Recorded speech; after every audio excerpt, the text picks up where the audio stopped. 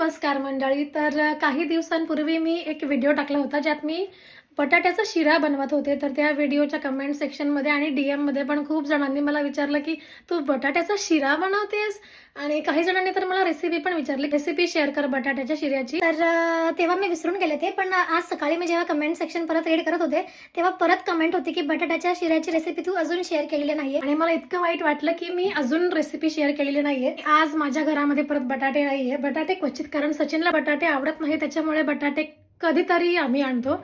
आज माझ्याकडे आहे हा रताळा, खूपच मोठा आहे. बटाटा आणल्यानंतर मी बटाट्याच्या शिऱ्याची रेसिपी पण शेअर करेन, पण तोपर्यंत फक्त तुम्हाला बटाट्याच्या ऐवजी हे रताळा वापरायचे, बाकी सगळी प्रोसेस सेम असणार आहे. तर चला सुरू करूया बनवायला आपला रताळ्याचा शिरा. सगळ्यात अगोदर रताळ्याला स्वच्छ धुवून घ्यायचं. मी धुवून येते रताळा. हे रताळा स्वच्छ धुवून झालेले आहे. त्याचे हे पुढचे मागचे टोकं काढून घ्यायचेत. तुम्हाला कुठे असं काही खराब दिसत असेल तर ते पण काढून घ्यायचं. ओके, तुम्ही याला शिलून पण घेऊ शकता. ॲक्च्युली एवढं शिलत बसायला आता वेळ नाही आहे. तुमच्याकडे वेळ असेल तर तुम्ही अगोदर त्याला शिलून घेऊ शकताय. आता याला आपण काय म्हणते, इकडे इकडे पिल्लू. याला आता आपण टाकणार आहोत उकडण्यासाठी. ओके,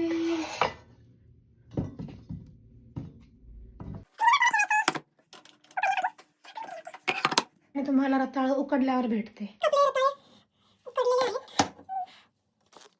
चमच्याने किंवा चाकूने तुम्ही चेक करू शकता. तर याला आता प्लेटमध्ये काढून घ्यायचं आहे.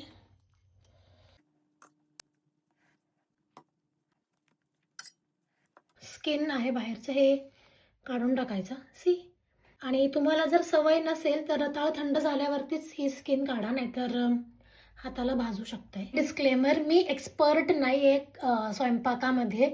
तुम्ही मला विचारताय तू कसं केलंस किंवा रेसिपी सांग, म्हणून फक्त मी ही रेसिपी शेअर करते आहे. तर टडा, हे आपलं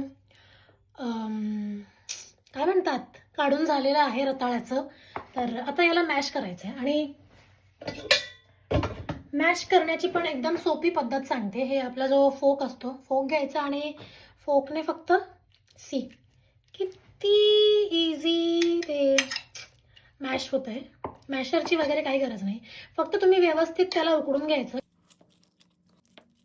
गॅसवरती भांडं तापवण्यासाठी ठेवायचं आणि 2 चमचे तूप.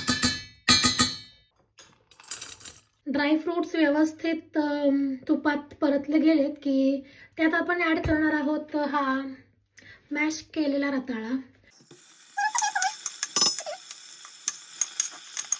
रताळं व्यवस्थित असं तुपामध्ये परतून घ्यायचं आहे.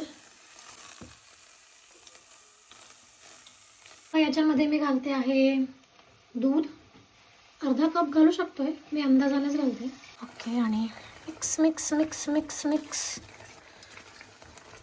आणि सगळ्यात शेवटी मी ॲड करणार आहे ही साखर.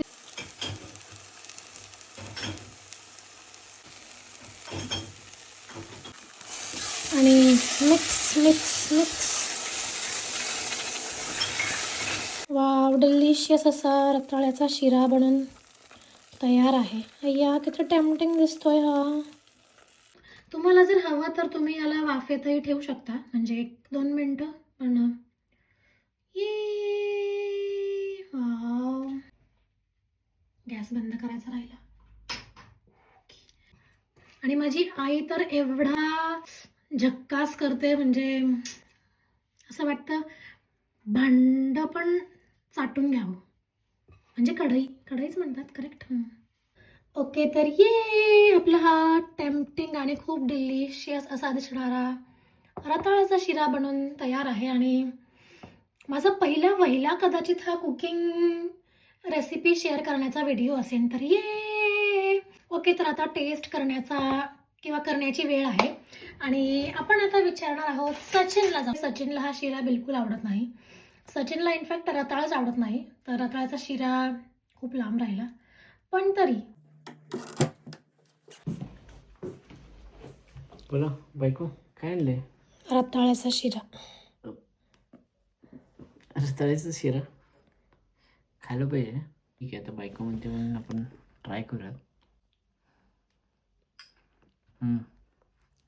फक्त एवढंच की मला रताळा आवडत नाही, पण बायकोसाठी खायचं असते कारण ते शास्त्र असतं. छान. जयश्रीला खूप आवडतं. मस्त. तर मी हा शिरा संपवते आणि तुम्हाला आम्ही भेटू पुढच्या व्हिडिओमध्ये. तोपर्यंत चूस. जय महाराष्ट्र. जय महाराष्ट्र.